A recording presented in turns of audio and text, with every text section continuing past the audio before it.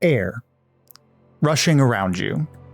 You have enough presence of mind to take note of your surroundings. The distant smell of rain, white and gray clouds. Far below you, alpine forests fill a valley caught between two mountain ranges which extend out and open to a green and yellow plain of waving grass. The silver slash of water cutting from the plains through the forest and then to a swampy delta at the edge of the land. A large river, but from this height, just a ribbon peeking through the trees. A swarm of starlings wheeling below above the trees, making shadowed patterns in the air. The sound of the wind roaring, blocking out all other noise except the one you can hear internally ripping from your throat. Your own screams. You are falling. Hello, and welcome to Casting Roles, where a bunch of theater nerds and good friends play a little D&D. We're so happy that you've joined us. Take a moment to subscribe to the show. It takes just a click and gains our unending thanks. Drop us a like and leave us a comment hyping us up for Campaign 2. If you're new to the channel, stick around, as this is a fresh campaign you can jump right into. We're at the kickoff of the new 2024 Player's Handbook, so we'll be playing around with those rules, but there'll be some fun homebrew mechanics and classes and other changes along the way. Our videos are uploaded here on YouTube every Friday, and we have tons of great content to explore. Without further ado, let's go ahead and start the show.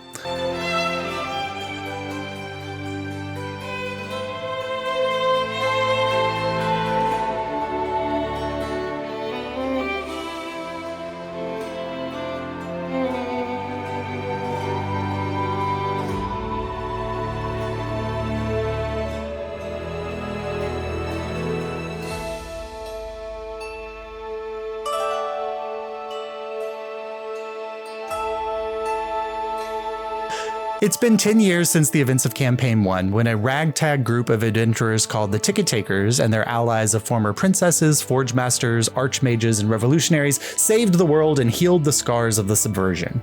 The last of the gods is dead, the veil has vanished, revealing the entire world once again for the first time in 200 years, and dramatic changes have rocked the remaining societies of the world.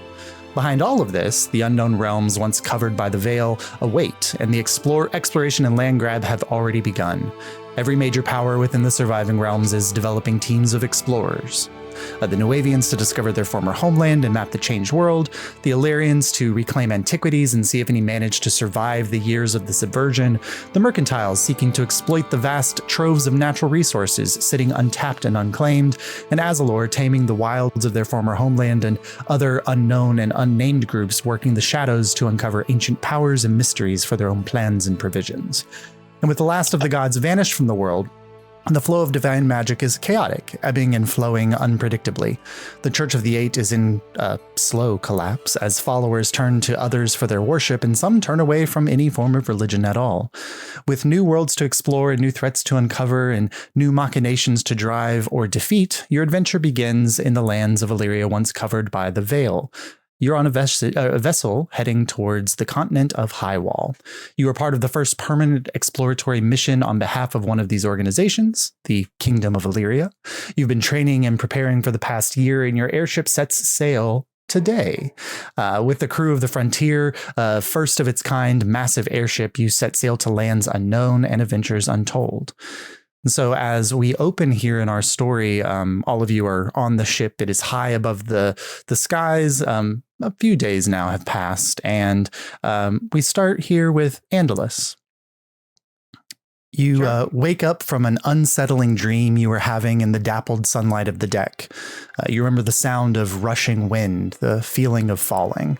Not a strange nightmare to have when you're so far above the land below you. Would you like to describe what Angelus looks like as we see them for the first time? Sure. He sits up. He's a tan wood elf covered in freckles, barefoot with a bunch of kind of eclectic robes, everything kind of like patched together, looking very handmade.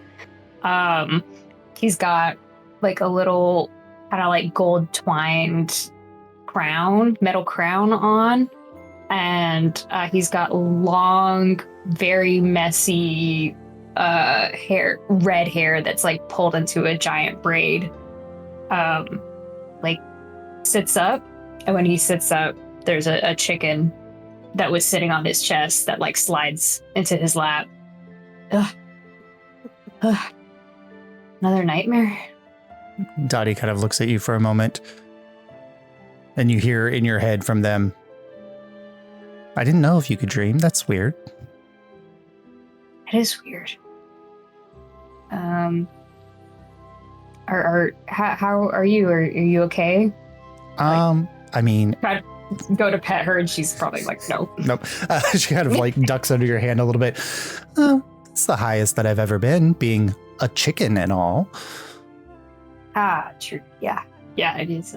It's strange, for sure. And the feeling of uncertainty with the dream and having a conversation with Dottie kind of reminds you of a moment, probably a year or two ago, wandering through the forest. The dappled sunlight streaming through the innumerable branches and leaves. And you were sent on a mission to find medicinal herbs, kind of a test of your identification ability. You're specifically looking for Knight's Bane and Wormwood. And you're kind of, Dottie's traveling there on terra firma next to you, a lot more confident without the wind blowing around them. And they're kind of pecking at the ground. And you're uncertain exactly kind of what you're looking at. Go ahead and make a nature check for me. All right. First roll of the official campaign. Oh, I knew it would fucking jinx it. I got an 8. An 8. So as you're kind of looking around, you've been going from like glade within the forest to glade and traveling under the trees, kind of avoiding some of the larger, more unforgiving areas of the deep wood. And you finally, like a sunbeam shines down on this like flower growing under a tree nearby, kind of on a small copse, so that's rising up under the tree space.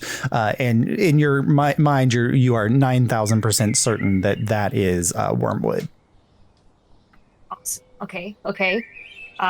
He like reaches to his side, and he's got it's like a scythe, like a little like hand scythe. Mm-hmm.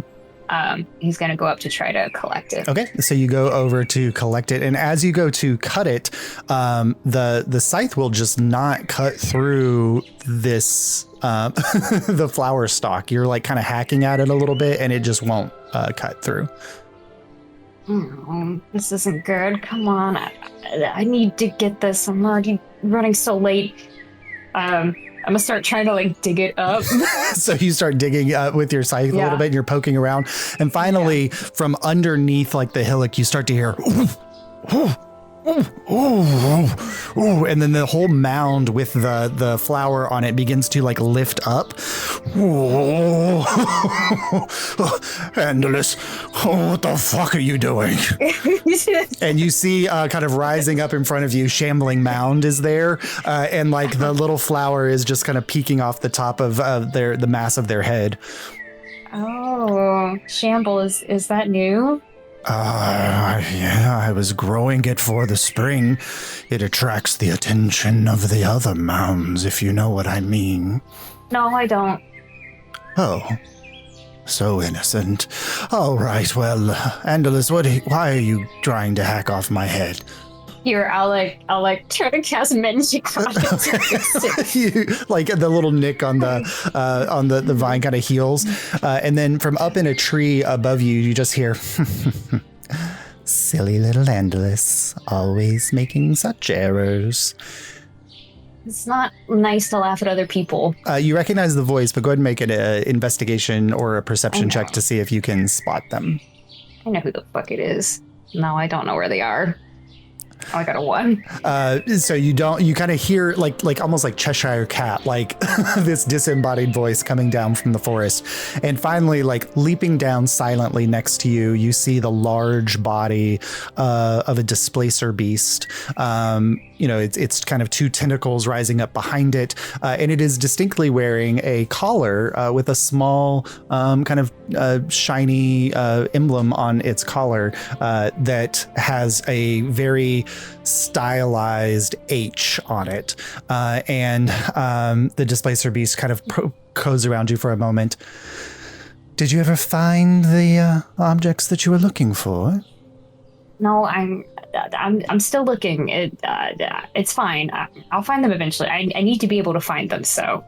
Well, something of interest was in the forest today, and she kind of goes over behind one of the trees and comes back with this rolled up piece of parchment in her mouth. Oh, can I like try to take it from her? I'm like, she reluctantly passes it on to you. Okay, yeah. And then she goes to like cleaning herself. Thanks, Kat. And then I like unroll it. And you see that it is a flyer advertising for expedition members to travel on to sites unknown around the world. It's kind of the expedition flyer. Oh, wow. This. Where did you find this? There was just a unattended pack of an unwary traveler through the deep woods. Okay. She licks her paw and her claws. It's probably fine then. Okay. Thank you. And I like re-roll it up. I like look to see if there's blood on it. I'm like, make an investigation check. I'm gonna use my other dice. That dice has been being mean to me. Okay. I got 14. There's no like splattering of blood on this object. But there is kind of like tearing at the edges, like it was like in Kat's attempts to retrieve this object, that it was not taken exactly unforcefully.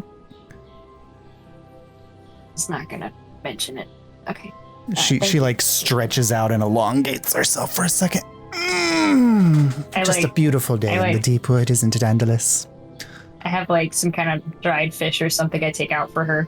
She immediately like takes it and then disappears back up into the tree, and Shambling Mound like, oh, I guess we better get back. She's probably got dinner on the stoves. Have you seen any? I like described to him the flower I'm looking for.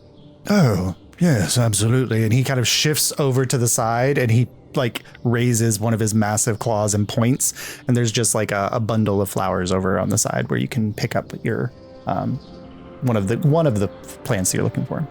Thank you. I mean, like I can do it on my own eventually, but I just need some work still. Mm-hmm. All right. And as we kind of gather everything together and begin to head back, the thoughts of the expedition in your head as you make your way back through the Deepwood to your home, we flash kind of back to the ship, and you're staring out at the world around you, and not sure, but you clearly made the choice with seeing that flyer to come on this journey, but that unsettling feeling from your dream is still present. Mm-hmm. Interesting. And as you kind of look across the way of the ship, you see practicing forms at the bow of the ship, probably balancing on top of the railing around it. You see one of the oddest members of the expedition crew, who you now know through meeting him as Kieran. Rob, would you like to describe what Andus sees across the way? Kieran is a Vidalcan who are not a species native to this world. Although he doesn't point that out very much. He looks like a blue man from the Blue Man group. He's bald, has very small, flat ears, very small nose, and he's that shade of blue. And he's wearing, his clothes are, how to put it, practical, but very, very nicely made. Vest, and he's practicing, which you guys have discovered through the course of prepping for this. His weapon of choice is a wooden sword. And he claims that he is going to be the world's greatest swordsman. And he is practicing his forms in his devotion to this one singular weapon, which is the only weapon he will use. And just from a player's perspective, what you probably all interpret when Kieran says, well, I'm not from here, is that he might be from one of the continents and survived the subversion. It's very unclear to everybody. But Kieran, as you're kind of practicing through the forms, holding your wooden sword, the clouds far below you, the wind kind of whipping around you. We flash for a moment and we see Kieran at a much younger stage when he was a child. And you kind of open your eyes and the room is dark. The blinds drawn, your comfortable bed around you, toys in their correct places, your wooden sword that you're always playing with kind of leaned up against the wall next to your bed where you always leave it. But you were awoken because you heard odd sounds coming from within your house. He gets up out of bed and picks up his sword because odd sounds are not a good thing. Mm-hmm. Go ahead and make a perception check for me. Perception is an 8. An 8. So it's difficult to tell kind of what the sounds are, like whether it's just, like your parents and their high society selves having a late night party with friends that they didn't hear about, but there's something loud and unsettling about it that it's unfamiliar. But it's hard to tell what it is or their place of origin. Mm-hmm. What would you like to do? I creep up and listen at the sliding door. Okay. Go ahead and make another perception check here with advantage as you're purposefully listening through. That's good. 22. 22. So the sounds, which kind of sounded like, voices muffled in the distance. Now you kind of hear something a little bit louder. And it's a voice of urgency in some way. And suddenly the sliding door slides open in front of you and 3 of your father's servants are there. And they kind of push themselves into the room. Kieran, what are you doing out of bed? I heard something. Sorry. Oh, yeah, good. I heard something. Yeah, well, it's child Kieran, so it's fine, yeah. And so they kind of push you in and they quickly pull the door behind you and you see one of them flash a sigil on the door and it kind of locks for a moment. They're like, get back, get safe. And they all draw weapons. What's going on? We don't know. It's something in the night. Someone attacked. Is father safe? Last we saw, he was fine. He was being escorted by his guards. Very well. And then you suddenly hear sounds coming at the door, and there's a thud, and then another thud, and then a flash of magic, and there's a blur for a moment, and time passes in your memory, and the next thing you know is somebody standing at the open doorway looking at you. Mm-hmm. Kieran, what have you done? I defended myself. And we kind of pull back to see Kieran with his sword dripping with blood as attackers who had attacked your family compound through the night are laying around you.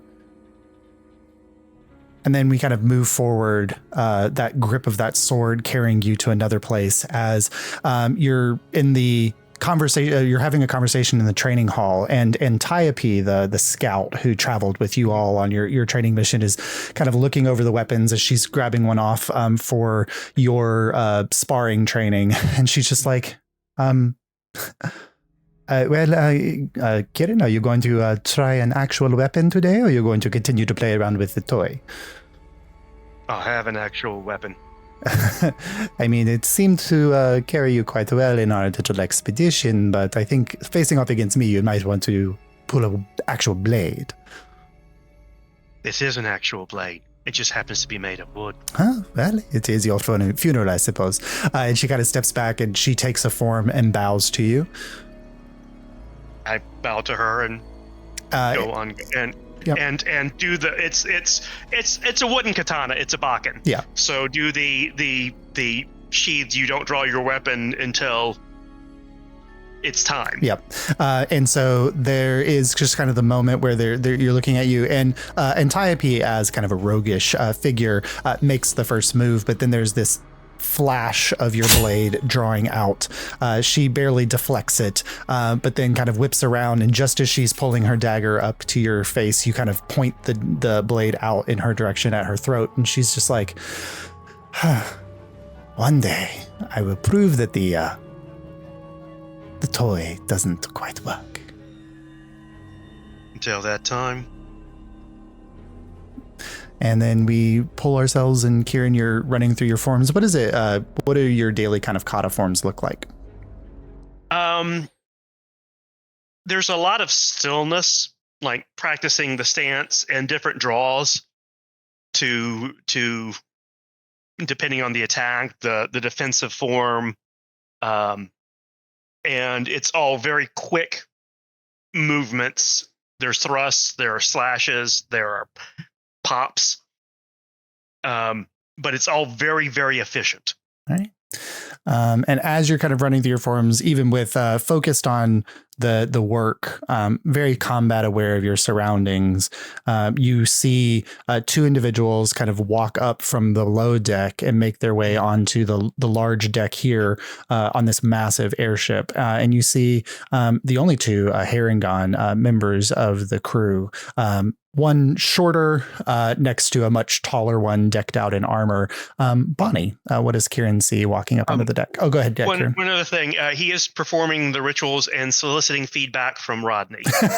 And Rodney is providing it, as is there. Or is he? Yeah. Or at least Kieran thinks he is. Bonnie, what does Kieran see walking up onto the deck? So Bonnie is... She is wearing armor, but none of it looks like professionally made armor. Like it's like there's just parts of it are quilted. There's some metal. There's like that. She's not wearing a helm. All of her clothes look homemade. Like this is all stuff that looks like she's made herself. And she looks like if Gwendolyn Christie was a rabbit. Like, what a thing to say. Like somebody's got that image in their head now. And it describes it way better than I could describe it physically. But yeah, so that's her. And then Harald, who's next to her, is just wearing very plain, like, clothes that seem to be of this. Whoever made Bonnie's outfit definitely made Harald's clothes as well.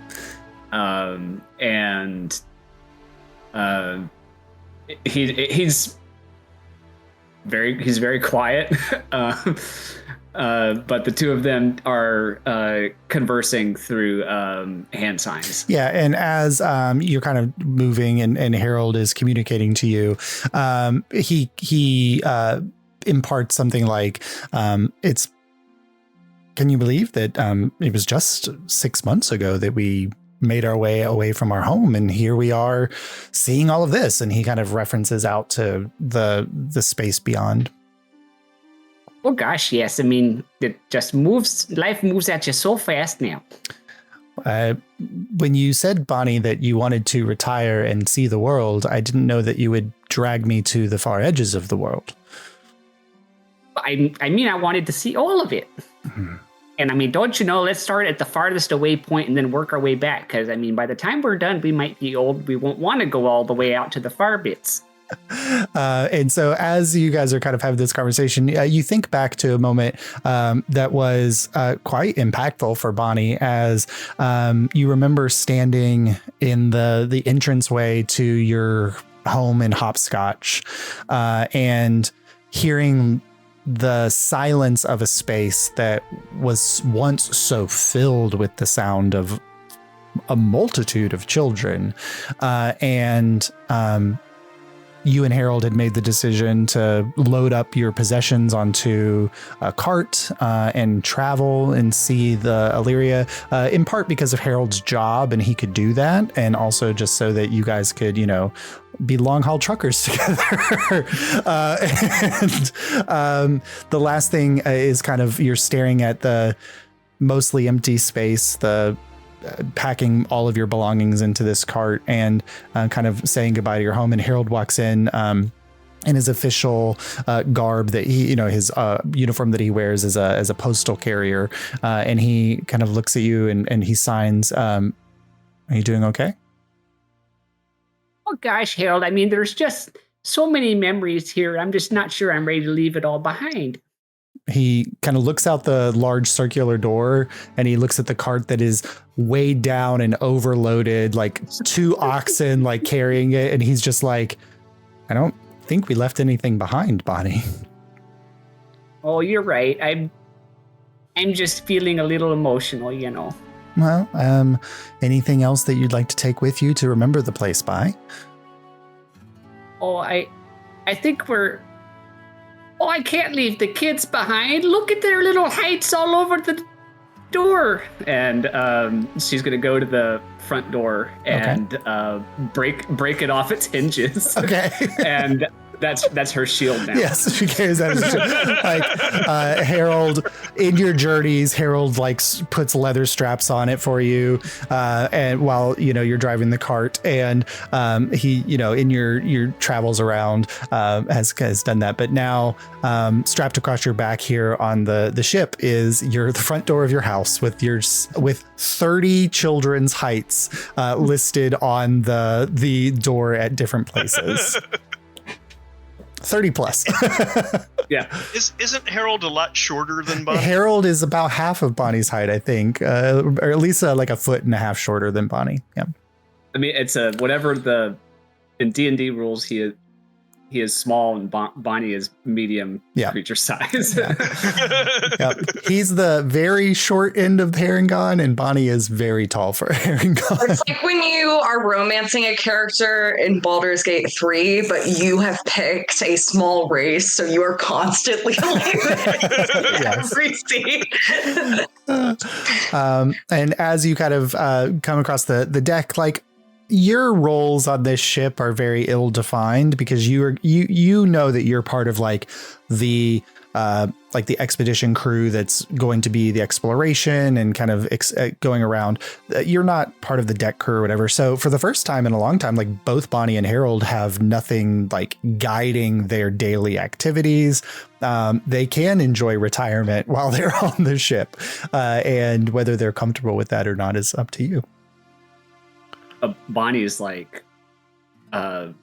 finding little things to do all over the place. Like if there's an uncoiled bit of rope somewhere, she'll coil it up and then put a bow on it, so now it's completely unusable. If you need to grab it and unspool it in a hurry. So as you guys are walking across with that in mind, you see a female dwarf approach you. She's kind of got darker tan skin. She has a slight scruffy beard that's coming in, she hasn't shaved in a few days. She's kind of got half of her head shaved on one side and then this shock of spiky dark gray and black hair on the other side. And she's approaching you and she's holding up a very her quartermaster's tunic, and she's just holding it, and she's like, "Buddy, what did you do to the tunic? You said you were just gonna fix it, but I didn't see that you got to add all this embroidery to it." Well, I just thought that it would look so much better with a little bit of lace on the sleeves there. Hey, Bonnie, look at me. Do I look like the kind that would lace on my sleeves? I just thought you could go into battle looking a little more of a showman and dazzle your enemy, maybe. So this muscular, strong, the quartermaster of the ship. This is Yavala Gate. She kind of pulls it on over her armor, and it's this very fancy quartermaster's tunic that now just has doily sleeves on it.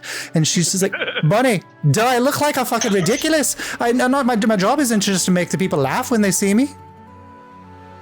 You might have a point. I'll take them off. You do kind of look like a tea cozy right now. Oh, Lord, Bonnie. Okay. And she kind of takes it off and hands it your way. Thank you. Thank you kindly. Let me get back to work. And I'll just get down and start popping seams off with the seam ripper. So as you're doing that, you see another individual kind of walking up onto the deck. and tall, like immediately attracting the attention of the singles on the ship, and always has a smile for each of them. Rovic, what do Bonnie and Harald and the others on the ship see when they see you approach? You're muted. You're muted, Ronnie. Okay. Sorry about that. Robic is a tall, lean, muscular, early 20s, mid to early 20s, half elf, half sea elf. So his skin has somewhat of a blue tinge to it, pointy ears. And he's just sort of sauntering around the ship, making conversation with anyone that'll make eye contact with him. Sort of just really working up the charisma on the ship. And Rovic, as you're kind of doing that, there's one particular individual who has taken a great interest in you, and she's been kind of following you around, giving you some intention, because also very much like you, doesn't necessarily have a job on the ship. As you see, like walking up behind Rovic, you see this tall female Goliath. She's got kind of wearing furs a little bit and has her arms exposed with these beautiful, gorgeous tattoos going up and down her arms. And she's just she's coming back up. And she's like, Rovic, Rovic. Oh, so good to see you again today. I just wanted to say, I wanted to admire the craftsmanship of your weaponry again, if you would be so kind. Well, you mean these little things? And I pull out my sea glass rods and kind of slip them through my fingers a little bit, showing off. Yeah, I've had these for the longest time since I was a teenager. So yeah, and this is the blacksmith Kora, and Kora kind of says, "Do you mind if I hold one of them?" Yeah, sure. I mean, they're not easy to learn how to use. You can't really hurt yourself with them too much. So. She kind of takes them. Go right ahead. She starts investigating and looking over them. The make of this is quite impressive. I cannot tell you. What do you know? What kind of metal this is? Well, my understanding is it's not metal at all. It's actually a magical mineral that is found mainly in the plane of water. I've always wanted to go to explore the extraplanar works. So thank you for sharing with me, Rovic. It's beautiful. And she kind of delicately hands it back over to you. No problem, darling. Anytime you want to look at my rod, you just let me know. Flustered, Kora, like her pale bluish white skin, like suddenly taking on like a purplish red hue on her face. This tall, like confident, like blacksmith female Goliath, like very quickly goes, thank you, Rovic. And she just disappears back below deck. As you, Rovic, are kind of staring out, overlooking and holding the sea glass hilt in your hand. You flash for a moment to a memory.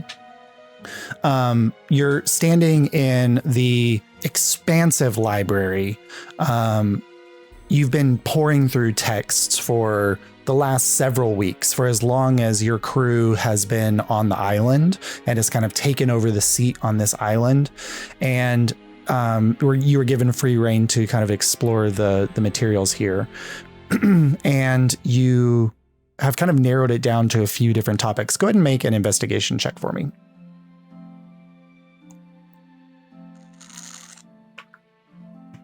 Investigation.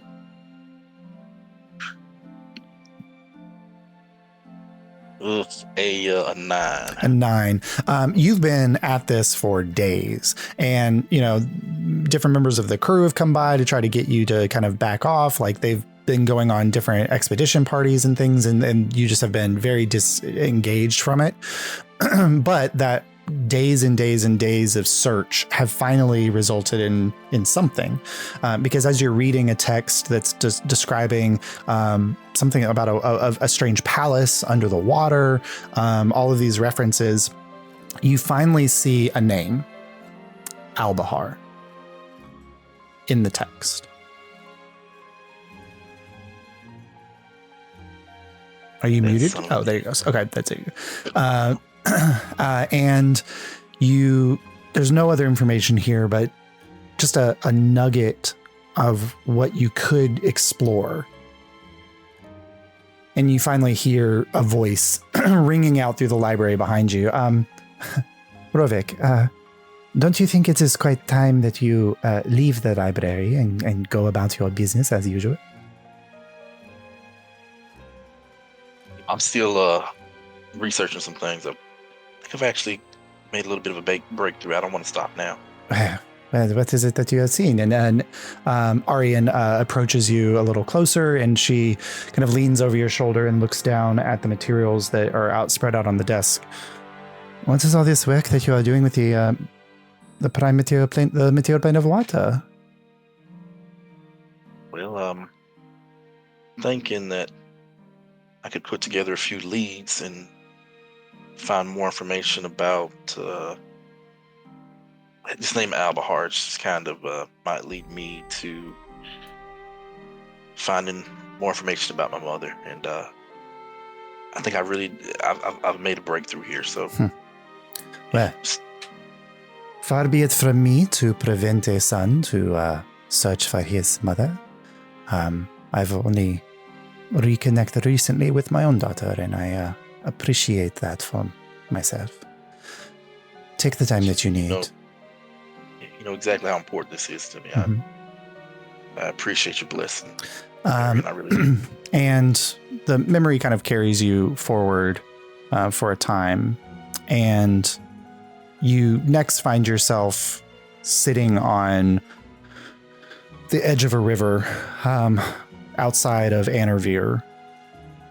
The events of the day before, when you witnessed the christening of the frontier, you saw one of the high-ranking members of the Church of the Eight killed in an assassination. The unsettling feeling that this trip may be cursed, that your own job is at stake, and you are holding an object in your hand that you carefully hid away when you and Lucky and Angelus went on your own expedition, and the water is there before you, kind of calling. What do you do? I hear the call from the water. Yeah. I'll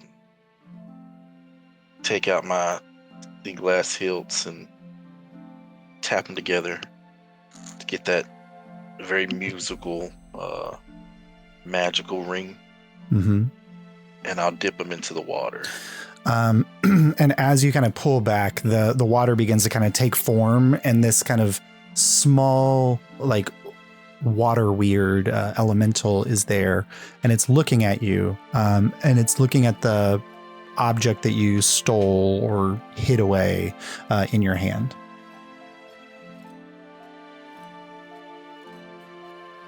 And what do I know what the object is? Yeah, it was some kind of, like, when you and Andalus and Lucky were exploring the crypt, you found an expensive looking item that was old, and while your job was to kind of catalog all the expensive items that you found, you held on to one of them. Oh, is it the jeweled scepter? Yes. All right. I'll hold out the scepter. The water weird kind of reaches up and wraps around it and pulls it back. And I'll, before it pulls it, I'll kind of hold it. And I'll say, let him know, just so he's expecting it.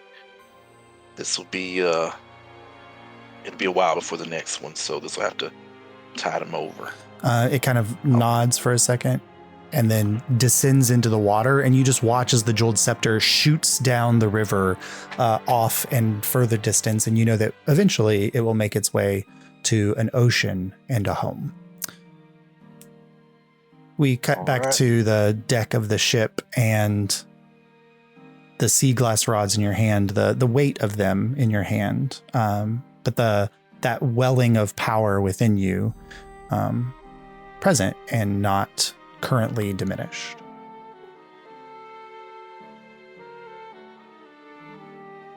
Sort of sitting there looking out over the water, twirling my sea glass rods between my fingers, just contemplating in deep thought. And as you're kind of sitting there, somebody you're familiar with is also now walking up onto the deck from below where they were maybe in their quarters. Lucky, what does Robic see as you approach? Lucky has kind of more pale skin, kind of like blonde, almost like whitish hair that's a little longer than shoulder length, kind of half pulled back, sort of messily, but like in that way where it's like, okay, did you try to style it to look messy but good, or did it just effortlessly go that way? Who's to say? They are wearing what probably used to be very nice, very traditional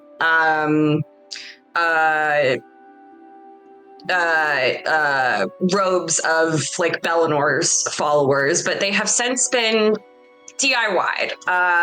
The robes are now two pieces. One is a crop top, and the other is kind of like baggier, almost harem style kind of pants. And they have always on their head, and you haven't really seen them wear the glasses that are on their head throughout the day. They're tinted blue, kind of like almost like their sunglasses, but they're not wearing them despite being out on the deck of the ship. And there's themes of blues and pinks throughout their outfit, though it's mostly white. And there is a faint sheen to their body, which you probably all would have caught on by now that Lucky is an Asmar.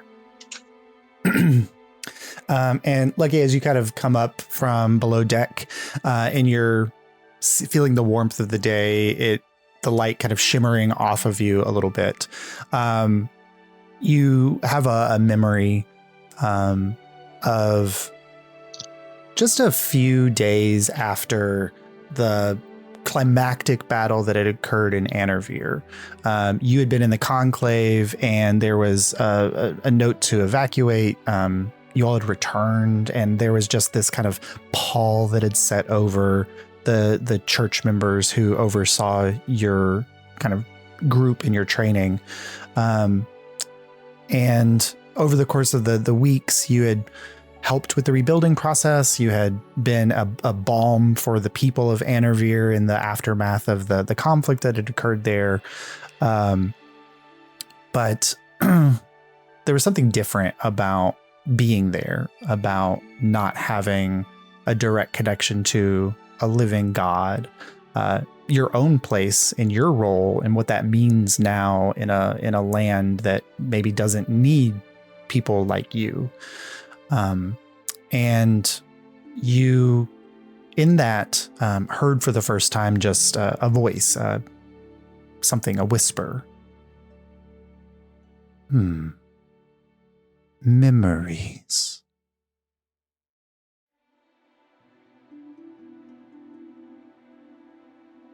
That it? Yeah, just a single word. Okay. I think as someone who has probably been mentally out of it since these events kind of went down, it's noted, but it's kind of not immediately questioned quite yet. Yeah, and you go about your days and weeks, and you don't hear any more. I mean, there's the trauma of the collective memories of your group. Like, it makes sense to be thinking about something and hearing a voice outside of yourself that's just yourself talking to it. And you interact with people. You continue to go about your day. And, one day you're helping a family kind of arranging, maybe bringing food to the less fortunate.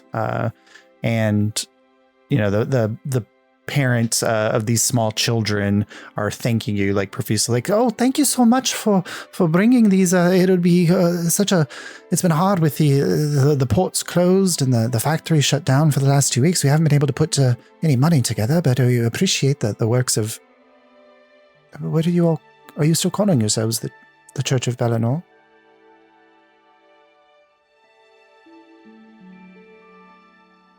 I don't really get to make those executive decisions, so why don't we just call it the church? Oh, well, send our praise and our thanks to them, and yourself, of course, very kindly. It's such an honor, and we definitely appreciate it. You're welcome. You hear the whisper, do they?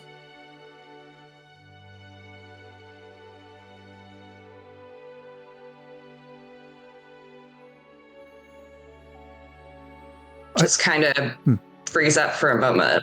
Are you doing all right? Of course. Oh, you look like you caught a chill for a moment.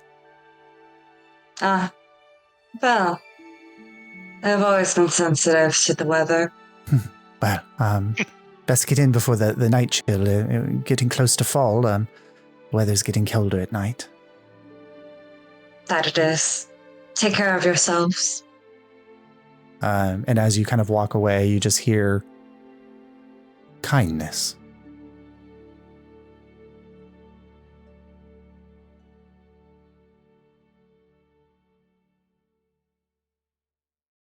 Shut up. And you keep going. And the weeks kind of go, and you make a choice. And in the middle of the night, while there's only 3 or 4 people in this building that was once made to house 10 or 20, they're all asleep. You've gathered your things, packed a bag. You go to the front door to open it, and you just kind of see someone or a shadowy figure out of the corner of your eye standing outside the door. Well, are you ready to go then?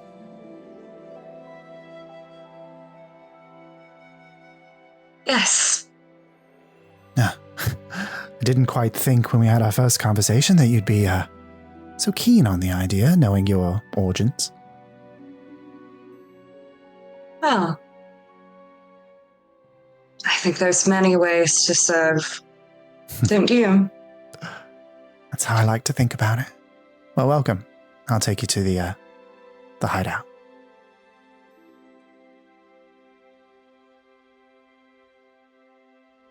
And, forgive me. What was your name again? Well, they like to call me several things, but my name's Yorian. Lovely to meet you, Yorian. And we kind of move past and we go back to the present, and Lucky standing under the sunlight, looking out, that echo of Yorian's comments about being ready to change your life, to go into something new. And you just hear a much more possessed voice, not a simple whisper. Very interesting. Quite a beautiful space here. And I just think back to it. I don't say this out loud, but a very deliberate thought. Isn't it just... I hope we're getting closer. Oh, it seems like you might only be a day away or so. Wonderful. And you kind of relax and look out, and that's when finally the thing that had pulled all of you up to the deck, and you've seen several other members of the expedition also making their way up to the deck, the fact that the captain was ready to address not the crew of the ship, but the crew of the expedition itself. And finally, like here, you all are on the main deck, and then up on the there's a deck that rises up above it at the center where the captain's quarters are, and where the ship wheel is, so that they can see the full range of motion around this very interesting vessel, a large, massive skyship that has a large kind of dirigible style balloon above it, massive wings out to the edges and sides, powered by the latest technologies of Noavian construction, as the partnership between Noavia and Illyria has resulted in an explosion of new technologies. And finally, you see the figure of the captain. This is Remy Longshadow. He's a human male, very like, traditionally you'd think if you saw Remy, it's like, okay, he's a pirate, but he's just an old swarthy captain. He used to vessel sea ships, and he still very much wears the leathers of a man washed in the spray of salt. He has his tricorn hat, like he has a dusting of a beard, red hair that kind of tumbles down, a little oily and not super clean around him. And he looks out as also the quartermaster, Yavala, who has now gone back up to him, kind of rises up next to him, and he looks out at the expedition crew below him, and he says, all right, everybody, gather around. Just have a few notes to go over before we disembark tomorrow. It looks like we will be approaching the outer coast of Hightower in probably the late evening or the late afternoon, early evening of tomorrow. Just a few things. You all are the first people to set foot on the coast of Hightower in about 5 years. The last expedition that went, to be honest with you, it had a little rough go. Only one member of that crew returned, and they were not all right in the head afterwards. But, there's more of us, so I think we'll be okay. And just to keep an eye out for our crew who's our spotters. There were odd lights reported in the sky at night on the first approach. We just want to make sure that, if anything odd is happening, that we're all up and ready to go for that. But I need to have a conversation with just the kind of scouts. Thresh and Type, I've already spoken with you, so it'll just be the other 5, Lucky, Robic, Angelus, Kieran, Bonnie.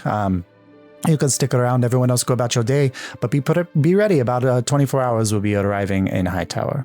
And everyone kind of nods and heads out, and Remy comes down the steps to the main gate, the main deck, and waits for the 5 of you to approach. And for the first time, Lucky, Robic, Andalus, you all work together in your trainings. Kieran, Bonnie, you work together as well. But this is the first time that the 5 of you have been kind of all put together in a space and acknowledged as the team that you are. So as Remy is kind of having a side conversation with the quartermaster for a moment before he addresses each of you, you have a moment here to awkwardly introduce yourselves to each other, or to have a little bit of a side conversation before he addresses the group. Well, I'm just so gosh darn excited to be working with all of you. My name's Bonnie. Well, you all know that already. It's myself and my husband Harald are on the ship with y'all, and I'm rambling again. Sorry. So and you're Kieran. We've known each other for a bit, and Robic, right? Oh, that's absolutely right. Definitely nice to meet you, ma'am. You're such a charming young man. And thank you. And you go by Lucky, right? That is my name. Yes. And you're an Andulusite? Yeah, that's it. Okay, it's so nice to meet all of you. I'm Kieran. How to see what everyone's sort of niche will be. Whatever we all specialize in. I reckon we're going to have a lot of time to get to know each other. So I'm just glad to help out as best I can now. If we're going to be going as a group out to fight things, There's a certain things that I need you to know about me. I'm seeking to become the world's greatest swordsman, which means there are times I will have to fight people one-on-one. My honor demands it. And so if that happens and I challenge someone and they accept, you cannot help me in the fight, otherwise it dishonors me. Unless they have people join in with them, in which case, the more the merrier. I thank you for your understanding. As a professional healer, is healing allowed in these situations, or is it kind of, do I let you die in these situations? What are you looking for here? Not let anyone die, but Well, no, if it's what his honor demands. During the challenge, no healing unless the other party starts it first. Okay. After the fight is over, if my body were to lay dead, you would be allowed to resurrect me. All right. Okay, just so so we're not clear. Not a I DNR just wanna- situation. Yeah. Just so we're clear, I just want to say I'm a by any means necessary kind of gentleman. So if you see me losing, please jump in. And not every fight will be a one-on-one. I only am honor bound to challenge those who are my equal or superior. Minions don't count, so a normal fight, everything's fine. But if the boss battles, I may need to issue a challenge. It will be obvious if I am doing so. Okay. I don't like fighting, so that's fine. I the only other really- side, you were so good at it when we ended up in battle before, you, me, and Robic. Well, sometimes it's necessary, but if it's not necessary, I prefer not to. Oh, this is Dottie, by the way. He points down, and there's a black and white spotted chicken. It's kind of just dancing glaring. around, behind Angelus, looking around it like a toddler, glaring at new friends. Oh, can I kneel down and reach a hand out to Dottie? Yeah, Dottie. Because here's my thing though. Lucky runs really warm, right, for the ASMR thing. So I'm wondering if I can roll animal handling to convince Dottie that I'm not like the other girls. Yeah, go ahead, know what I mean? Go ahead and roll animal handling. That's fine. Yeah. Okay. Oh, that's so funny. That is an 18. 18. Give me your chicken. Angelus. She doesn't like to go to other. Dottie looks at you, Angelus, and then keeps contact with you and struts across to Lucky. Where are you going? And then hops into Lucky's hand. Oh, hi, darling. And I just kind of pick her up and just give her a little pet and just smiling at you, Angelus, and be like, she's such a sweetheart. And she's just like, oh my gosh, would you look at that, Robic? You're not the only one handy with the birds around here. For introducing our companions. I see that. Bonnie's already met him, but this is Rodney. And you all see a rock with googly eyes on it. Yeah. He's a baby earth elemental. Oh, well, that is something. Anybody can make a perception check if they would like to. I'll try it. Roll I'll hold my nature hand to out. see what Yeah, you can roll nature if you like, Andalus. Yep. I'll roll an investigation. I look over at fucking Lucky, and I'm like, she's never let me do that, but that's fine that you're doing that right now. And it's I don't know why. So sorry. It's totally fine. Hand Dottie Everything back? is good. Nope, it's too late. Lucky, she doesn't want to leave you. Dottie flexes up her feathers and just nestles down even more in your hand, just the warmth rising off of you. Yeah. I don't think she puts her mind to. Nope, I chose to do that, so now you have to deal with her. I run very warm. I think great animals usually like me. Sure, that's cool. And Andalus, you hear in your head, it's not hard to make friends. It is hard. It's incredibly hard. I don't know what you're talking about. I just got picked up. You're adorable. So are you. Objectively not true. Because I'm flustered, I rolled really badly. I got 5 to look at this rock. Yeah, it's a stone. Andalus, it's not enough for you to identify what kind of stone it is, but it is, a 5 is enough for you to identify that it's not You haven't seen that type of stone before, but you don't know what kind it is. Yeah. What else was Robic? What'd you get? I got a 3. So as far as I'm concerned, You are, as far as you know, it's a rock Kieran's, elemental. yeah. Anybody else Each rolled? his own. I didn't roll lucky. Lucky is a man of the faith. I will believe. Yep.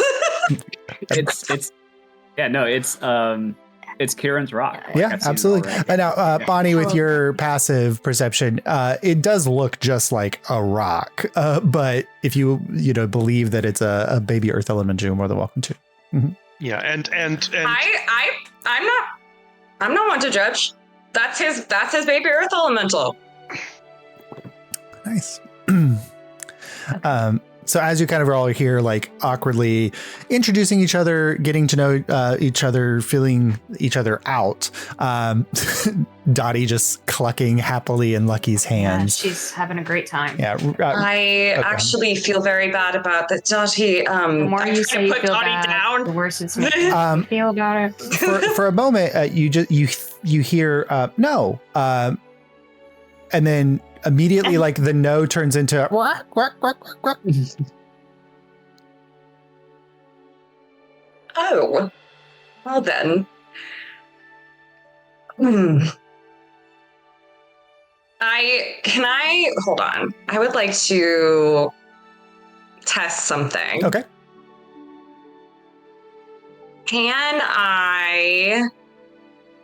Hold on. I'm trying to see if I have a spell, because I don't know what spells I have, baby. Real new class. I don't know what I got. Okay, I do have this. Okay, can I cast message? Okay. And message Dottie, who I think is a sentient being. Okay. What do you say?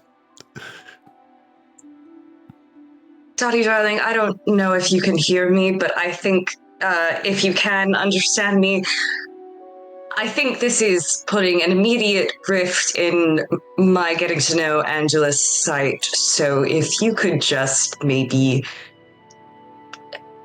pretend to enjoy his arms for a moment, that might heal things over. You hear, like, if a chicken could look like they made a mistake, like that's what Dottie looks like, and you hear back from Dottie, bark, bark, bark, bark, bark, bark, bark.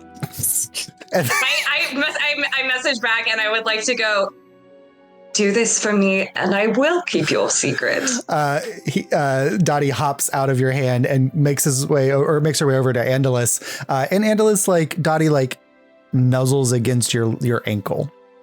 Don't even try now. Because I already know. Andalus, you hear in your head, no, I mean, like, you're cool. Okay, great. It's pitied by my own familiar. All right. And then after this goes on, Remy finally kind of turns back to the group as Yavaligate, the quartermaster dwarf, walks away. And he says, all right, as exploration crew, you haven't had a lot to do in the last couple of days, but I've been doing my best to make myself useful. I do need to talk to you about that, Bonnie. The crew is slightly complaining about the number of crochet items that are appearing on deck. I just want this boat to look a little more homey. We can have that conversation. Just two of us, I think. At some point. I think they're nice. So where we are, our goal is to land near the site of the first expedition, the failed one, just to make sure that there's not anything left over from the crash landing and the camp that was set up there by the survivors.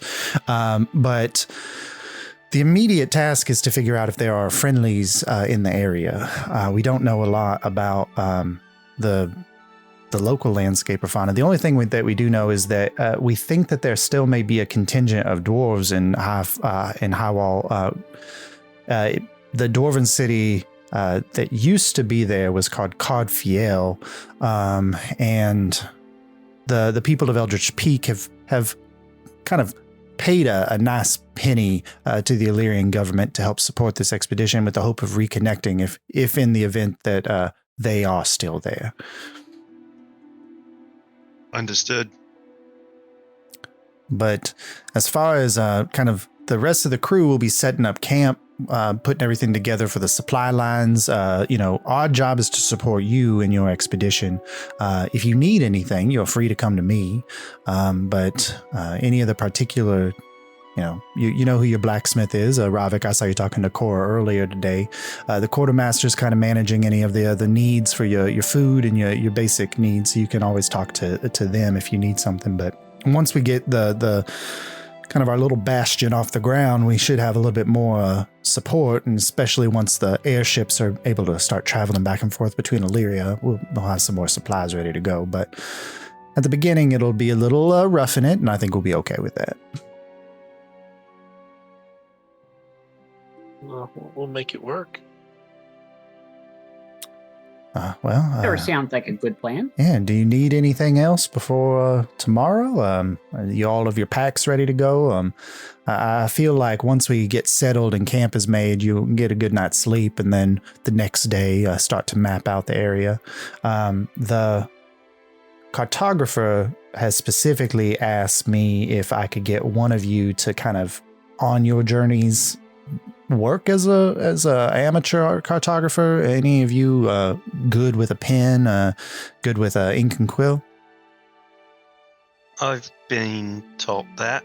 Ah, well, Kieran, Karthus would really appreciate it if you could take some good notes about your expedition, any particular land masses or landscapes that are important. Good fresh sources of water and food would also be good at the early stages as well. Understood. And if you were writing notes, Karthus Elm is the cartographer, so you could reach out to them, Kieran. Okay. All right, well, I'm going to go back and check the heading on the ship, make sure everything's good. I think that Ort has a good final celebratory meal for us all tonight, and then tomorrow it should be go time. Hope you're excited. Yeah. That sounds real convincing, Andus. It should have been louder. Dottie kind of looks up at you and goes, try it with an exclamation point. Yeah.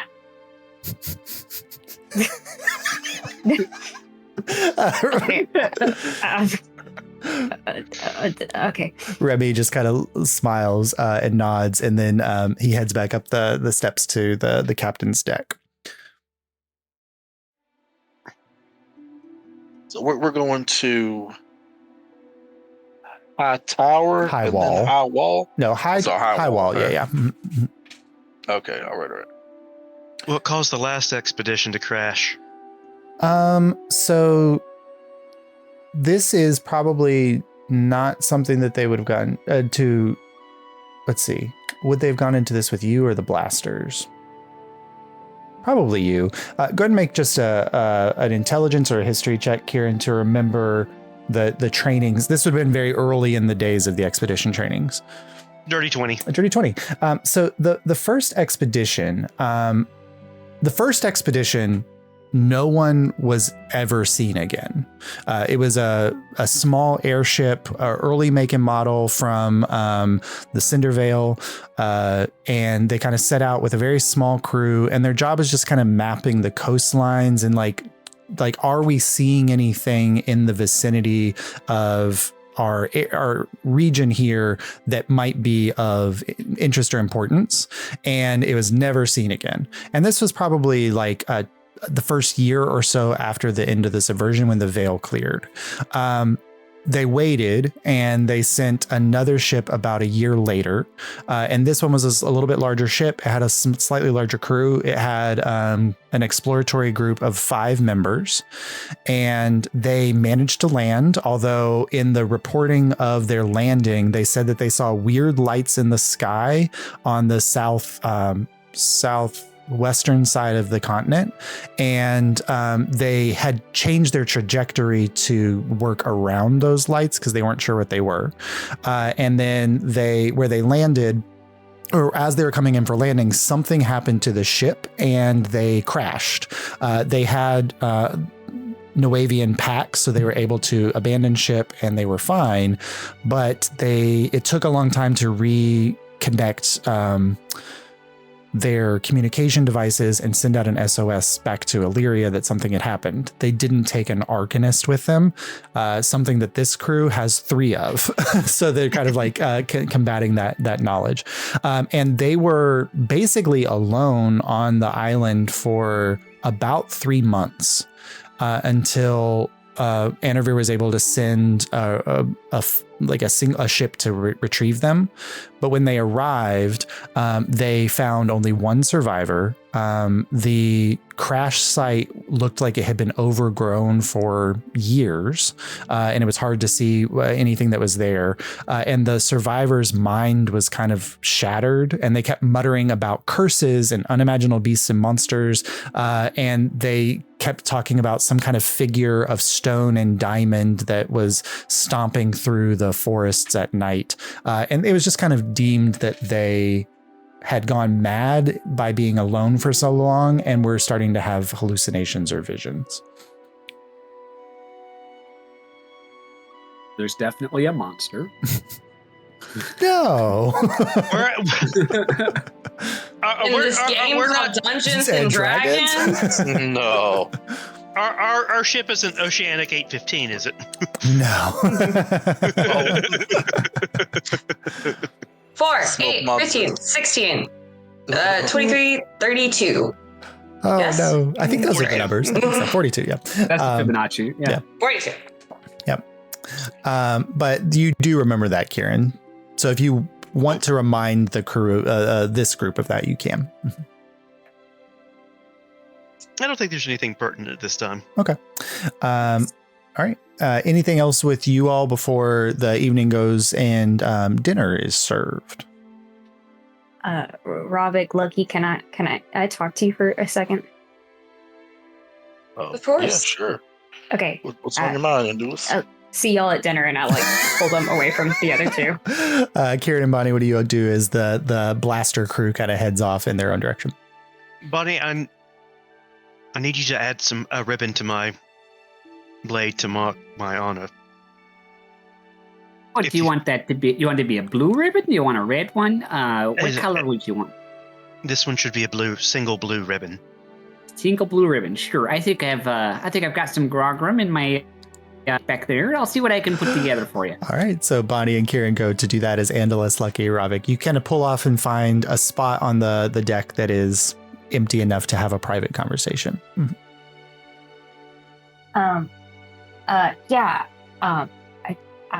wanted to say thank you for helping with the mission. So I made you both something, if that's okay.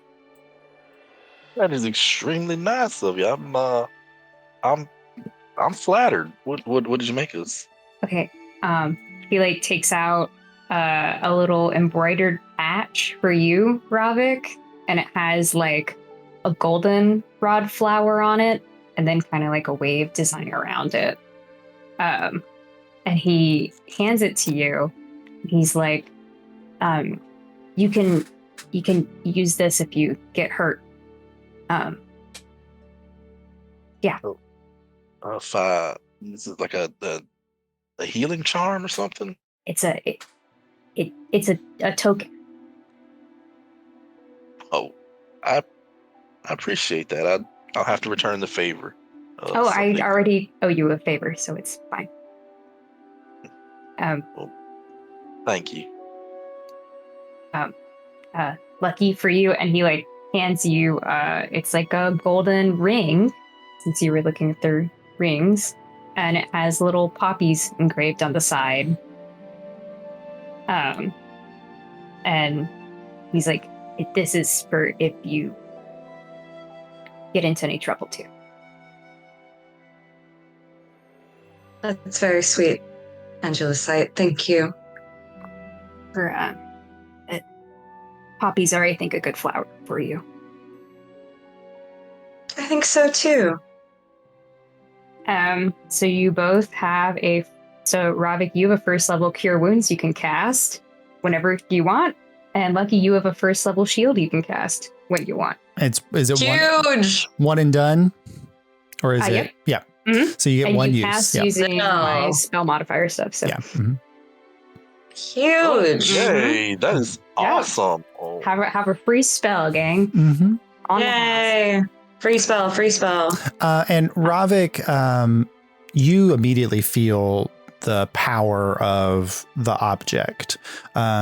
Something unique about its construction and the magic that's weaved into it. Lucky, you get a sense of the power, especially since it's abjurative magic that is meant to protect people. You recognize the power of the magic within the ring as well. Cool. Mm-hmm. Okay. I don't have anything else to extremely say. generous of you. Okay. Yeah, that's all I Oh, had. all right. We won't make it awkward. Oh, you just want to cut off the conversation now? Okay. I don't know what you would say after that because like I gave you a thing and then I didn't. Well, we could transition out of it naturally. Don't give him a Okay, hard bye. time, Eddie. Lucky. Takes some time and leaves. Angelus leaves. Robic and Lucky are stated there. This is such an ace character. Are you getting flashbacks, Rob? Is it reminding you? Oh, this is beautiful. This is beautiful. He's different than Wirt, but he's definitely same cloth. Mhm. Robin just turns to Lucky. He's like, "Did you get a kick out of that? Did that make you happy to make him all flustered?" I didn't do anything intentionally. Oh my goodness. And I don't think you're the one to talk about making people flustered on the ship. Good Lord. Hey, I've got no shame in my game at all. I am well aware of your lack of shame, Rovic. At that exact moment, both of you see the kind of ship healer, the expedition healer, Rowan Glade, who's this like austere druid elf, kind of catches you and like is looking for just a moment too long and then tumbles down the stairs going to the second deck below. As he's looking at Rovic. Oh. Ugh. Well, I think I'll check out what's going on below deck. The universe Catch you has later, such perfect timing, as always. That it does. Have a good evening. You too, Rovic. All right. As the What a horn dog. horn dog. Oh yeah. As the evening progresses, any other conversations you like to have? Dinner is eventually provided, and there is like a stately, like a stateroom here where all of the expedition members, as well as the crew of the ship, except for those who are required to keep it flying, who will eat in shifts, are invited to come eat. And you can tell that as the meal is being placed out, that the cook Ort, who is this tall half orc, has just outdone himself with the display here. And you can tell that he specifically has made dishes that are famous from each of the regions of the various members of the expedition. So Lucky, you notice like a very particular Anavarian street food that is popular in the theater district is like one of the plates or dishes. Rovic, there's several seafood dishes that are very reminiscent in their spice profile from the Vanishing Isles. Bonnie, the Veltland, which is also where Ort is from, the Veltland delicacies are very obvious there for you. Andalus, like the Broadfield region, there are Northwick buns here and prepared beautifully for a dessert. Kieran, best I probably would guess. have given Talesian. I probably would have given one of Talesia's recipes to him. Yeah, okay. As a cook, as a trade-off. So. And like you've been giving it to him over time, and Ort has gotten better at cooking it, but sourcing some of the weird ingredients that you wrote down has been odd for him. So he's kind of had to shift them out for more local delicacies. But this beautiful meal is placed in front of you, and the entire expedition is out here, and many of them that you know, like the twins Weller and Shara are kind of over sitting by themselves, like having a conversation face to face. The two scouts, Antiope, Kieran and Bonnie, and Thresh, the Tabaxi, are sitting next to each other. And you can tell that like even though this is a crew of people, just like with any organization, there's clear like cliques or comfort levels of conversation that are happening. There are plenty of open seats. The five of you can choose a seat by yourselves. You all can spread out and sit with people that you're familiar with. It's completely up to you what you would like to do as dinner is beginning to be served. I think Bonnie, just because it's a ship, like she's gonna make her plate and then like go up on deck because like her ears are like brushing the like overhead. I'm sure. So the stateroom actually has a pretty. I mean, like think about high ceiling.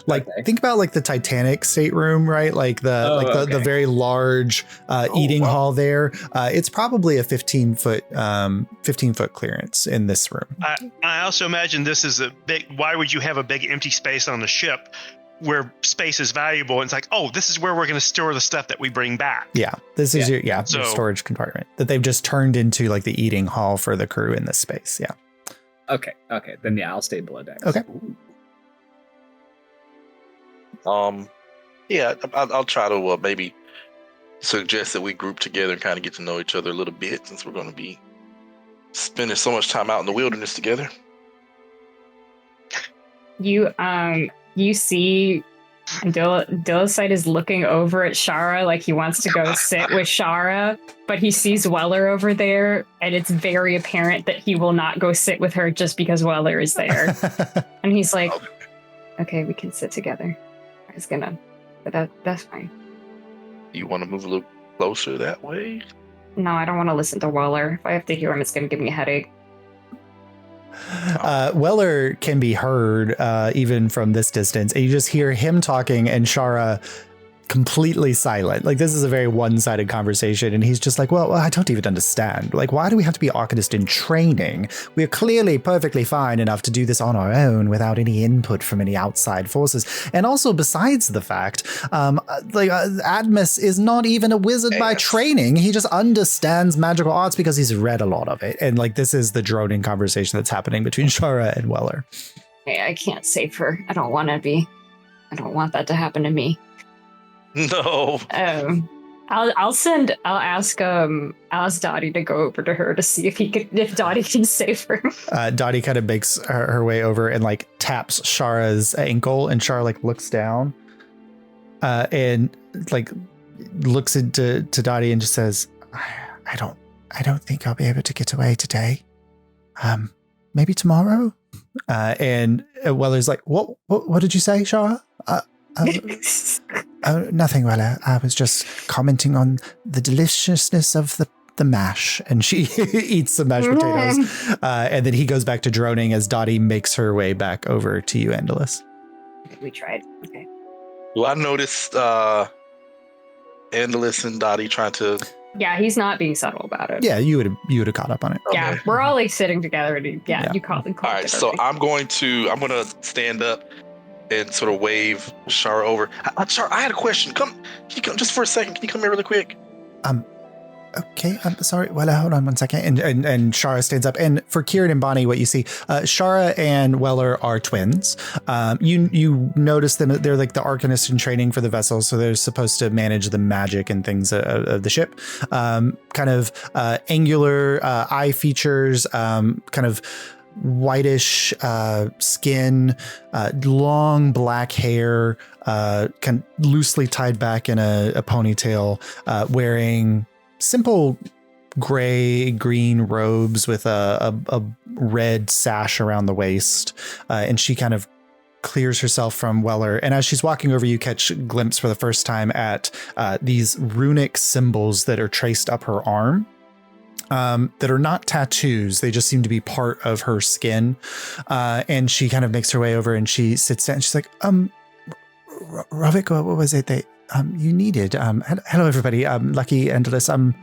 Don't believe that we've met, but I know Kieran and Bonnie. It's lovely to see you all.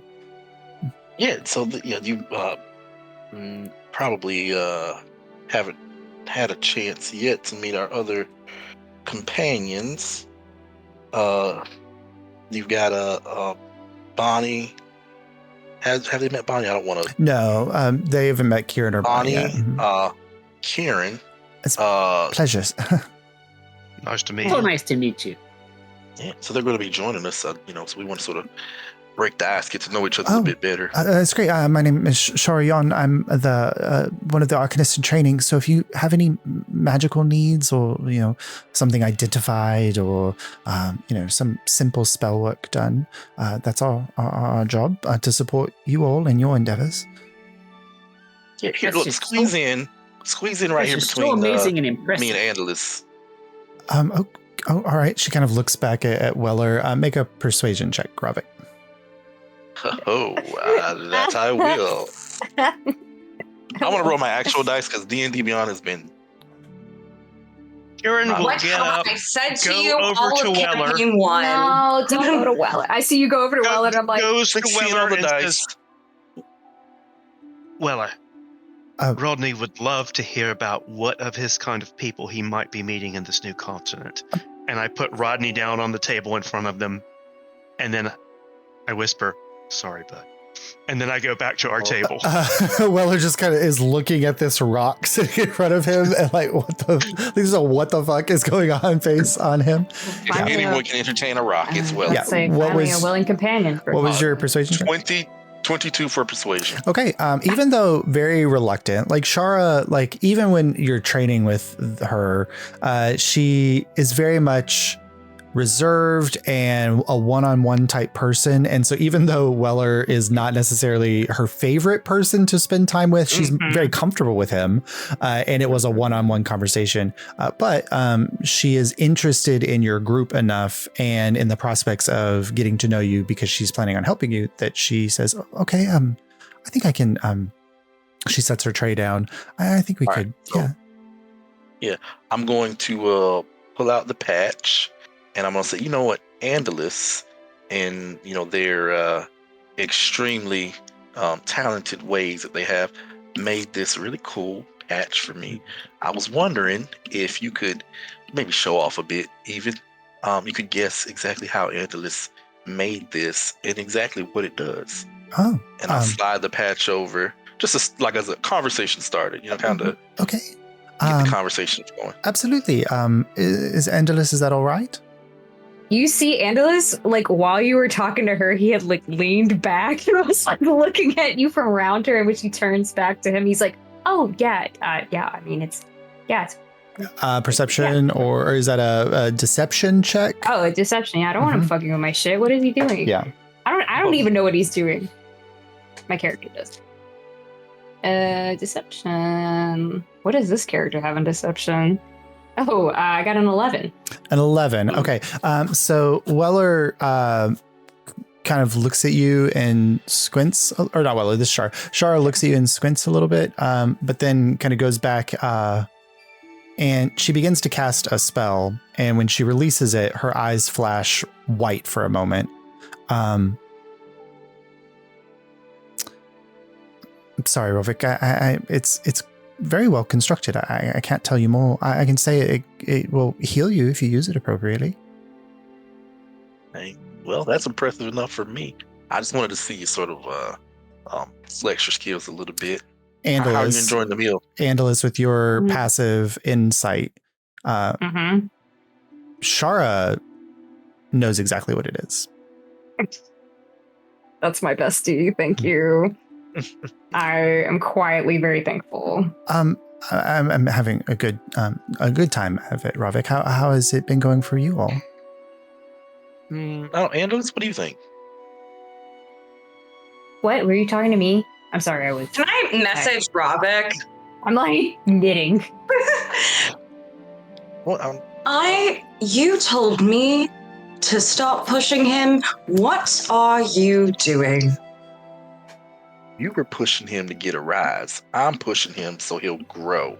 I want to see the little guy get his wick wet, Just let me work my magic, okay? You're insane. Does anyone want tea? I think I'll make us tea.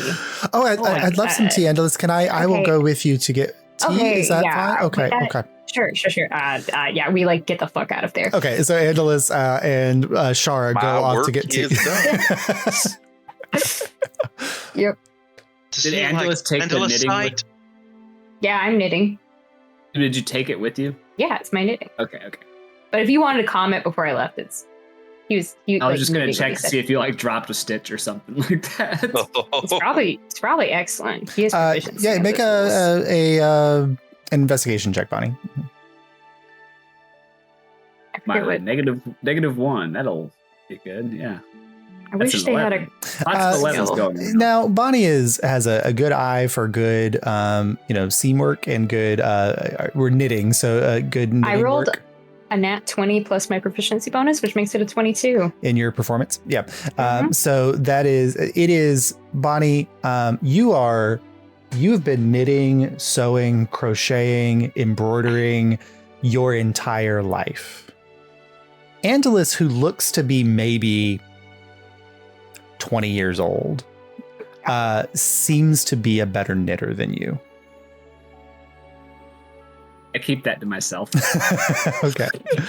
I can't believe the first nat 20 of the game is for my fucking crochet. Your knitting. Yeah, your crochet. That makes sense though. Yeah. But Angelus and Shara go off to get tea. Mhm. Thank goodness. Does he prefer Andalus or Andalusite?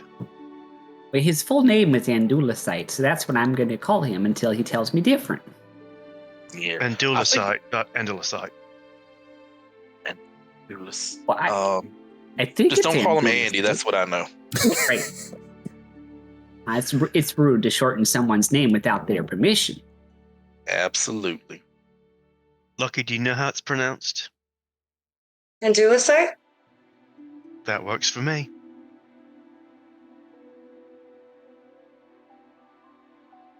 So who here is excited about landing tomorrow? Very much so. I, for Exciting one, can't wait to be prospects. back on good old terra firma. Ships aren't so bad once you get used to them, but it will Well, be they nice are, to be on but- land. I just They're a like lot better having when they're in the water. I just like having some good grass under my paws, you know. Makes sense. How's Harold doing these understand that. days? Oh, Harold's just great. Harold has made friends because that's how Harold is, and he is trying to teach Thresh how to do sign language right now. The Who Tabaxi exactly is is Harold? yeah. Who is Harold? My husband, silly. Oh, your husband joined you on the. Well, that's amazing. Way to. He's just the best. I love him so much. He's a good Is bloke. this to spark up the marriage a little bit, sort of. I message Robic. What is that? Stop trying to swing with a couple the first day you meet them. Okay, all right. I'll back off a bit. Give it time to see if that'll be a thing. You're right. I need to get to know him a little bit better. You're right. All right. Well, I think I've had my fill tonight. I might go ahead and pack it in and get to bed a bit early so I can rise early. So it was lovely having dinner with you all and get to know you a little bit better. You know, that's not such a bad idea myself. I think I'm going to go hit the hay as well.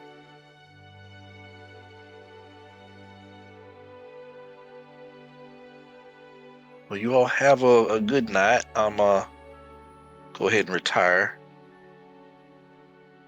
So I'm gonna Robert, go ahead. I'm gonna on the you're way good. out, pick Harold up and walk out of the room with them. Not picking up a bunny. by the Scruffing scruff. your husband. Thresh just signs back, "Good night, Harold," and Harold signs, "Help me," but he doesn't. Thresh doesn't know that yet. So No. I think Rodney's suffered enough from Weller. I'll be Yeah. right. Yes, Well, definitely go save your friend. Did he talk to Rodney? Yeah, Weller will talk to literally anything or anyone who will listen to him. Talk to a rock. I know. He's also dumb, like not dumb, but he has no wisdom. So like he's just yeah. Oh, Kieran, when you go to pick up Rodney, Weller's just like, I just would like you to know that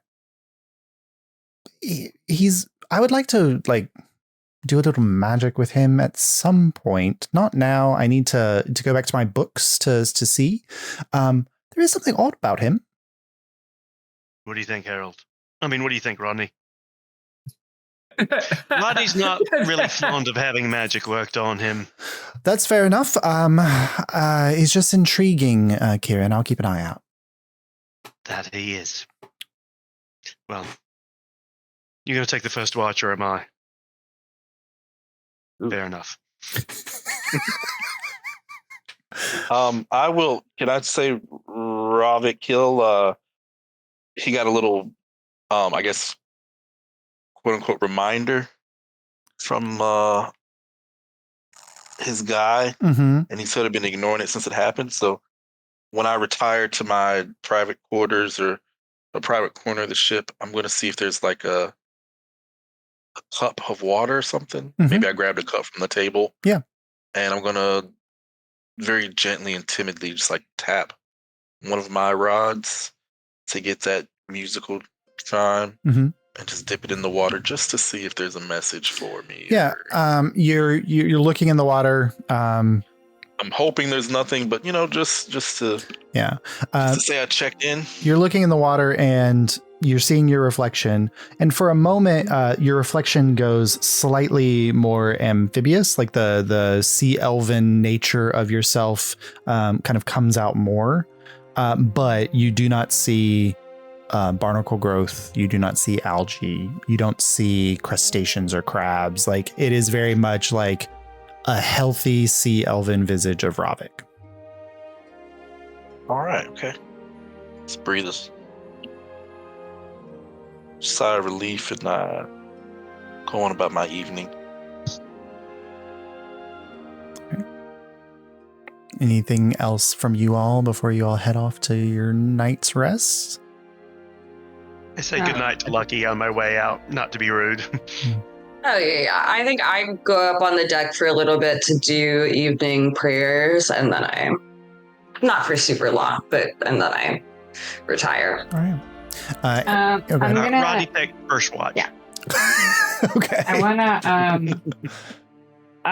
When I'm with Shara, I wanna be like, hey, thanks for covering for me back there.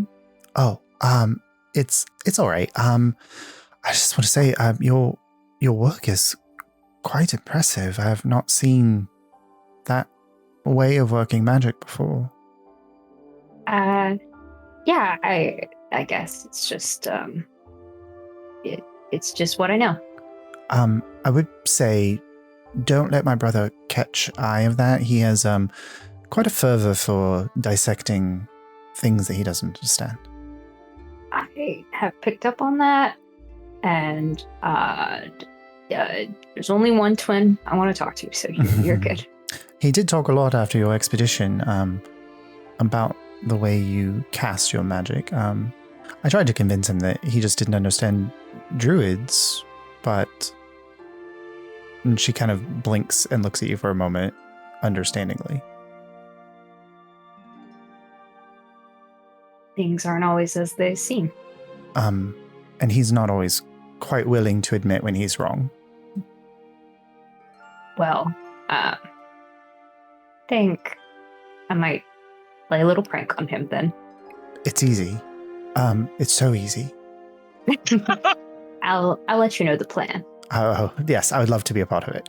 Okay, perfect. All right, well, good night. And I'll Andus. Yep. All right, Josh, and then I want to chill on the deck tonight, but I don't want people to find me, so I'm roll stealth. Okay, go and roll stealth. I rolled. Oh my god, gang! I want you to understand. I rolled double nat ones. That's crazy. So fortunately, like aside from crew members who aren't really paying attention to what's happening anyway, Lucky is the only other person up on deck. So Lucky, you do see Andalus like come up and like very stealthily attempt to find a spot. He like produced a flame and is like, he can't see. But he seems to be trying to stealth. Yeah. Does he see me see him? No, Andalus does not, because he's too focused on trying to be stealthy. So badly. Okay. I just let him have it. He's doing his best. In the middle of your prayers, Lucky, you do hear just like, I think you could help him. He could get better. He's like kicking a bucket over the ship and it's like banging down the side of it. I don't think teaching stealth is going to help with that. All right, Andalus, what are you doing on deck? I'm just keeping watch. Okay. I just want to watch for those lights specifically. Absolutely. Go ahead and make a perception check. Thank you. You guys are still far enough away that you can't see coastline yet, but I got a 20. Okay. Anybody else for the evening? Do I need to roll for Rodney? Yeah, go ahead and roll for Rodney. Can I roll for perception? Sure. Rodney got a nat 1. Rodney, that fits. Rodney, why'd you have your Well, eyes closed, bud? He's below deck, so there's nothing to see. I feel like that may be a negative roll for for perception. Well, he's not on the ground, so it makes sense. I got a 25. 25 for perception. So you like, it is a beautiful moonlit night. It is almost a full moon here at this time of year, this time of the month. Stars bright, shining. You can't see like the silvered edge of a coastline or anything. It's just the ocean below. Very few clouds in the sky right now. But nothing to give you feelings of unease or anything beyond being calm. Okay. All right. And so as you all kind of bed down for the evening, the following day progresses, and you can tell that there's a hubbub and work to be done. Breakfast was a light affair because Ort is even focused on packing things up and getting things organized to be moved off the ship later. So it's kind of like a breakfast bar where you could grab a sandwich or a bagel or whatever and move on. And you see like the ship is in a high state of getting ready for docking, which is going to look very weird for this vessel. And the expedition members are in a very high state of going through all of their belongings, making sure they have all of the materials that they need. Everything is going well. And the day progresses towards sunset when you hear the first call from, this would probably come from the navigator, Zero Plume, who you all know is an Aarakocra, is raven kind of furred, not raven furred, raven feathered. And you just hear her call from up at the kind of the front end of the ship. And she's just says, "Land ho!" As everyone kind of races to the edges of the vessel to look out down. And you all see like the setting sun here behind you is washing along the ocean in this gorgeous orange, yellow, purple sunset. And it is the light is racing across the waves that are slightly undulating until they get to breaks and to a shoreline. And then beyond that, you see for the first time the continent of Highwall. Mostly kind of rocky mesas at the edges, some lush forests and valleys, tall mountains peeking up and appearing here. And the space is beautiful and a vista that hasn't been seen by many who could talk about it in a very, very long time. And you progress for another hour or so as the ship is making its way a little lower, cutting through some of the clouds. And you get to about a mile or so off the coastline when Lucky, for sure, and maybe only Lucky, Yes, passive perception, Lucky. 14. Yeah. Lucky, you see like a glint off the side of the ship, like peripheral vision, farther up the coastline to the northwest.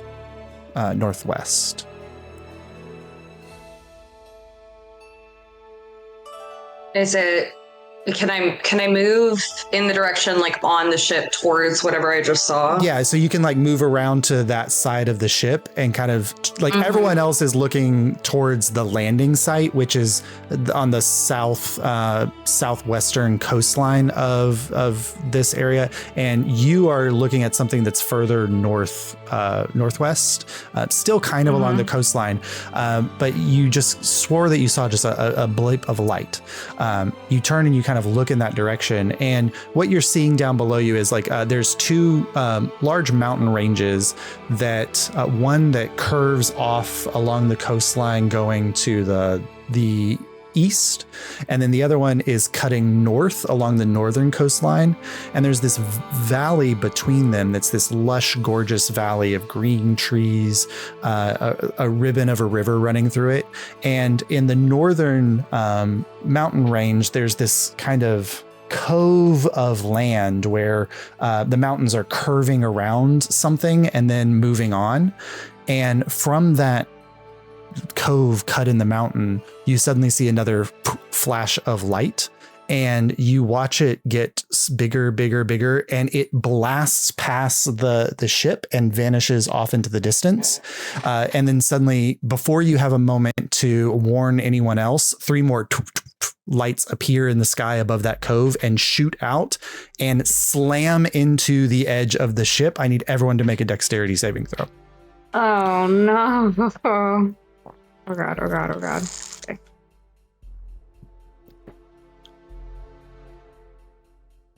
Got a 17. 17. 8.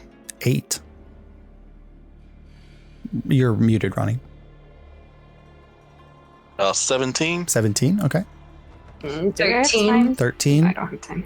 I can't cast guidance on myself. Okay. No, not as a reaction. I have cast guidance on myself. I rolled a 1. A 1. Okay. Not a nat 1, but it becomes a 1. Yeah. So all of you are kind of looking out the front of the ship, looking out at the land, joining the rest of the crowd.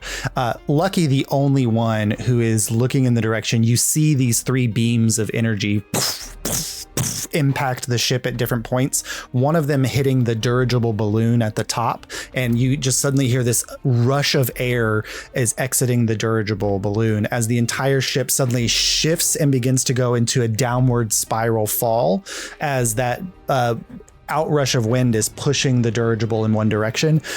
Lucky, Kieran, Bonnie, Lucky, Robic, and Bonnie, you all successfully kind of grab onto something and hold. Kieran, you lose your footing, fall backwards, and are sliding across the deck as it's beginning to tilt, but you hit the railing and you manage to hold yourself from going over.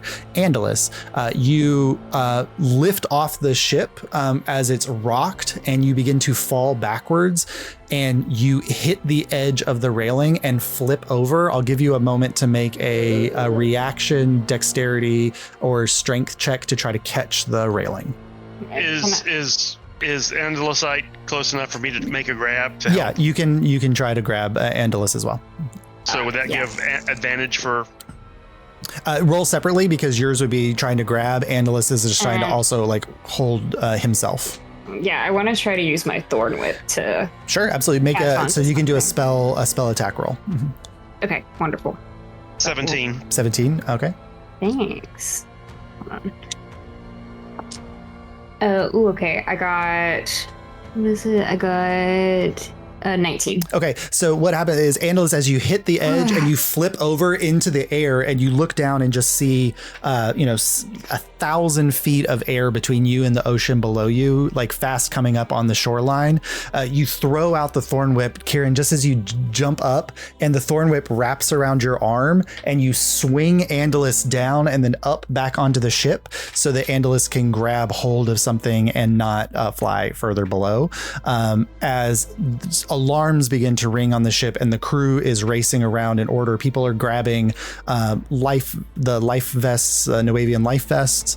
They're kind of doing everything that they need to do. As Lucky, holding onto the edge of the ship, you see another set of 2 beams. One flies up and hits the dirigible in another spot and hits the bottom of the ship and rocks it to the sideways. Everyone is unable to save here as the ship turns to the side and you all begin to fall. Many of the crew were able to get to life vests. The 5 of you were not. As the wind ripping around you, Angelus, the sound of nothing other than the rushing wind rising above you, perhaps a dream that you had on a sun-dappled ship the day before was a vision. As you all begin to fall, and you watch, that's where you're to stop it. In just a moment. And as you watch as like the jetpacks activate from the Noavian life vests around you, as many of the other crew members are going down, and you just hear, "Not for my friends," as each of you poof, poof, poof, poof, poof, feather fall as Shara kind of lands up next to you. What the fuck? And that's where we'll pick up next week. Oh, sorry. Did we see if she got her brother? He can do it himself. Okay. That would just be really funny if she prioritized us over her twin. Brother's unconscious somewhere, just Look, falling. I'm just saying, I have a good Why best is this friend. the darkest in time? this thing. 65,000 feet and dropping like a stone. Yeah. Had gone down. You're about 1,000 feet up, so which means she'll have to cast Featherfall again before the spell. What? It was the line from Battlestar Galactica. Yes. But Wow. for Lucky's concern, map-wise, it all seemed to be coming from that creek, Cove. that cove in the mountain, which is probably 20 or 30 miles away from the landing site. Or 15, And no one saw it 20, but Lucky, right? Yeah, because everyone else was looking towards the land crash site. Yeah, the crash site. They got good tech. Alrighty. Did what happened to Harald? Did he grab one of the vests, one of the life vests? We'll find out what happened to Harold next week. What about Rodney? Rodney's Husband's safe? dead. Rodney's in my pocket. Rodney's in Rodney Kieran's travels in pocket, my yeah. pocket. Perfect. All right. As long as he made his deck save, that's all. As long as Rodney made his It's deck gonna- save. It's gonna be a little bit of an adjustment hearing Rodney and not thinking like Rodney, calling yeah. my name. Yeah, Rodney and Robic is already a little tough, and then you added the fact that we have Ronnie, and I'm like, oh. Oh, I love it. Every time you said Rodney, I kind of perked up a little bit, and I was like, oh no, he's not talking to me. That's what Robic does. That Well, feels a character. And we have Bonnie, so Bonnie Yes. and Ronnie. Yeah. I know. Mhm. Damn, Be a popular guy. confusing campaign too. Everybody has someone they can talk to that's that only they can talk to. Yeah. You've got Bonnie, That's you've got the voice in your true. head. Ronnie has his patron or whoever that is. Oh. We all had That's little so stories. funny. We all were like, we need a little guy. Little Saurus. All of us have to go into this with a little guy. Yeah. Oh. I love the this. I was telling Jace that I feel like, based on everybody's backstory, except for Bonnie, this crowd is much more chaotic. And chaotic. Very Bonnie's still true. lawful, like is lawful, but still, I think a little kooky. I love it. Excuse me. That's a real We should get understatement. Early predictions for the campaign. Early Okay, Now, predictions. what do we? Really predict- What do we think? I want it on record that I told Ace earlier this week. I texted them because I'd been in the middle of talking to Josh about some shit. I said, Ace, Josh and I just landed on something, in my backstory plotting that I said, this will fuck with Ace so much, we have to. And I hope you enjoyed that. You did. I think you could tell by my reaction. I did. That was You beautiful. muted saying fuck you was very funny. Yes. I will. Yep. It's so good. And then I went into our funny chat and I was like, in your flashback, we had the Displacer Beast from Lady Yeah. Haverly. yes, Yep. that was so awesome. Yeah. Josh have been Yeah. sitting on that for a hot minute. There's some fun Yeah. little like references to not anything that like you'd have to have watched campaign 1 to understand, but like, Northwick just buns. fun little references in everyone's Yes. backstory. Yeah. Yeah. I feel like we're gonna get there, and it's already a how Northwick Buns popular stand would or you something. say Northwick buns are now 10 years in the 10 future? years. So I would Like say that pumpkin. like, yeah, I would say like Northwick Buns is like the Starbucks of Illyria. Okay. I'm picturing Wow. like when we all went through the cupcake phase and like cupcakes popped up, Yeah. like cupcake shop popped up like fucking Everywhere. everywhere. Yeah.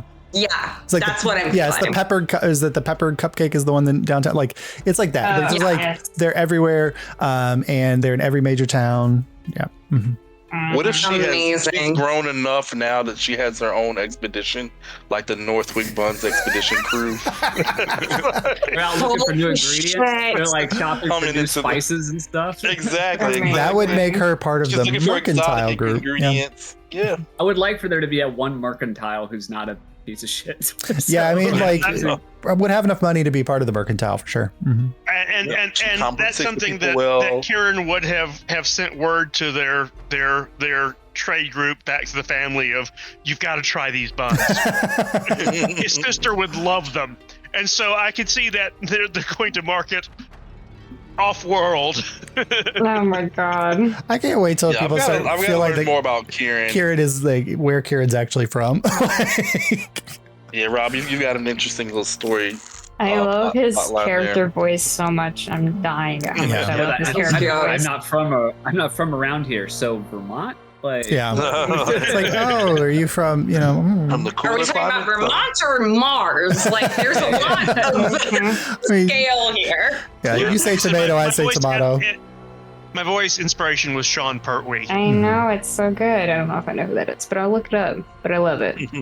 Oh, I just I'm realized. doing my best to channel Francis McDormand from Oh, it's great, Fargo. yeah. I don't Oh, know it's that- great. It's fine. You guys are doing better on accents than I was. Lord. Oh, okay, I had to look it up too, Ace. Yeah. I'll put it in the group. Hang on. Yeah. Ronnie, I feel like you took all the horny bard energy into you, and I'm so happy to And give he's it not to even you. a bard. I know. I feel like I That's- like blessed it upon you. I like took Right. all of Jury's horny energy and was I like, was in- here, he Yes. should have this, but he doesn't.